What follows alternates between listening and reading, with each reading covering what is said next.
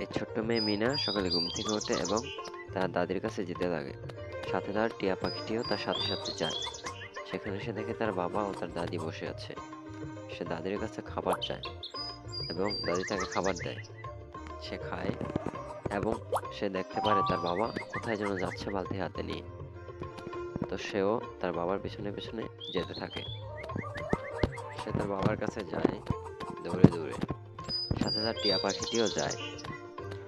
সে যাওয়ার পর তার বাবাকে খুঁজতে লাগে।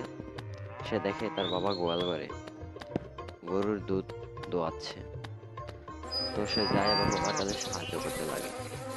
সে গরুকে খাবার খাওয়াতে লাগে এবং মাছি খেদাতে শুরু করে। প্রথমত তাকে একটু ধুতে দেয়, তারপরে সে গরুটিকে সামনে নিতে সক্ষম হয়।